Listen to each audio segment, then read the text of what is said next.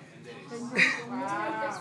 We were up in Northern California for 7 days, and then down Los Angeles for 4 days in LA, and then 6 up there. Wow. Most of the interiors were here, like the dance club and the gym were all in Los Angeles, and then all the rest was up northern part of North Sierra, where the house was. Yeah, so. What was your, I'd say, what was your initial inspiration for it? 2 things. One is the girl you saw at the end who was working with the kid. She's somebody who I've worked with in the past, and it was through those children that she worked with that sort of kind of got me interested in what was going on with autism. That kid that you saw at the end was actually who I used as the model for the uncle. Who this child, like when he would go like to restaurants, he'd walk up to the people, and he'd go, "Hi," just hug them, you know, and there was no social boundaries for him. So that's why I was having the uncle come up and run up and hug everybody. And the other thing was, I was at a gym working out one time, and there was this guy that used to come in, and he obviously had some mental and physical disabilities, and I used to watch him, he's in the gym, he's working out, and then one day he walked in with this shirt that said, "I'm the stupid," like I had at the end of the film there, going up to him, and that just kind of threw me back, and I went, you know, all these things started going through my mind, how he was aware of, you know, what people were thinking, and he was having a sense of humor about it, and so it was kind of those 2 things falling together. And then I started paralleling with my director brain, all the things with boxing and autism, and that you know, like how with autism, they don't like to connect in some, or they can't connect in some ways, but boxing's all about connecting, you know, so that's kind of how it stumbled out my brain. Yes? You had a rather unorthodox way of shooting, framing and whatnot. Was that meant to kind of portray the world of autism? Yeah, I mean, it's interesting because originally in the way I had written it was, for the first like 15-20 minutes of the film, the character of Alexia is always in focus, and I was going to put everybody else around her out of focus. Like her whole thing was just she wasn't connecting with anybody. And then it was the opposite with Noah, where he was always in the background, he was somewhere else, and everybody else was in focus. And then as I watched the film, when I was cutting it, some of the scenes I had to start flip-flopping, so it didn't quite have that same cohesiveness, but a lot of the shooting was always with that in mind. Like I never put the camera inside the ring until the very end when Noah climbs in the ring. I was always shooting it through the outsides and always had ropes. But you did things like when we first met the trainer, his face would be behind something. Be obscured, right. Exactly. When we saw her talking to the guy that ran the cafe, we never see that. See him or the guy at the beginning when he comes in.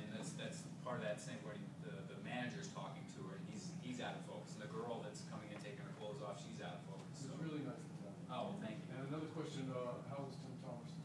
Tim's great. Did he keep you laughing? I did a couple of There's a scene, if you remember there, where the girl's watching us, and then you see me and my grandmother and him standing there, and I'm on the ground, kind of rolling around, and it looked like we're like, he had said something that was so funny, I couldn't breathe, and I fell on the ground laughing, and so we just used that. And Matt, he's amazingly funny. He is, and he's actually very adept, because if you remember that scene where at the very end when I'm leaving, we're doing the quiz for the Steve McQueen quiz, and I'm like saying, what movie was this, or whatever was going on, and then I walk off, he goes, "Hey man, where are you going?"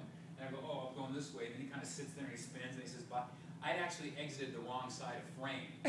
And so he said, "Which way are you going?" And we just stuck with it, and I went the right way, and then he just got stuttered, and then he said bye again and walked off. So it's like, you know, and same with Margot, who played Alexia. There's a couple scenes like when I'm walking with her along the lake, and I see a lamppost, and we'll go lamppost, or I ring the bell at this woman, and I turn. I had no idea I was going to do that stuff. I was just kind of throwing it out there, and she stuck with it, didn't throw her off. So you know, they were all really in tune in that. Of course, it was a 10-day shoot, so they probably weren't too tired at that point, you know. Yeah. I just want to say again, I just told Michael that I thought this was a beautiful film, and I remember, I'm older, I remember a lot of things that John Saxon has done in the past, and I always thought he was an okay actor, but I thought that you brought out the best performance he's ever had that I remember. Well, I'm going to tell the last part of that. but he actually took that on 3 days' notice. I actually had another actor named Lance Henriksen that was going to play that role. Yeah. And then Lance had something that came up on it. They called me, and I had like 3 days, and I was like, what am I going to do? What am I going to do? And I went, that guy from Enter the Dragon. So no, I had met John a couple of times, and I called him up, and he read it in like 3 hours and called me up and said he'd do it. So it was great. He stole the part, you know. Yeah, yeah. Yeah, I I've seen the film a couple of times.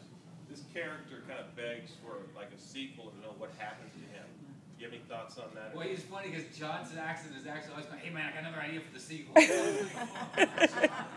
you want to happen now, you know? What am I going to do? But no, I actually, it's funny you say that because, you know, stories, you know, when you write, if you're a writer, you always have a much more broader idea of the story that usually ends up, you know, you can only pull so much of that story together, you know, and I mean, I think for me anyways, when I write something, it's not just ending when the movie's ending, because I'm always thinking what happens next. So I'm like you, I keep having these things jump in my head, and I miss a lot of these people, you know. Right. I miss the grandmother, so that's, you know, I mean, we haven't even made the money back of the movie, so it's not a financial reason, because there is a part of me that's like, oh, I want to go back there with some of those same people. So yeah, yeah, we talk about it actually. Yes, sir. Thank you very much. I've seen you around. Congratulations. I have a rather surprise announcement, a rather invitation. As we know, Shanghai Miracle Pictures is organizing the first American International Film Festival overseas, which will be in Shandong next year. And Mr. Hu Bo, who is also chairman of the 3D International Film Festival, my partner, brother, and colleague, would like for you to consider so that Garcia's, in his own words, visually stunning and superbly acted.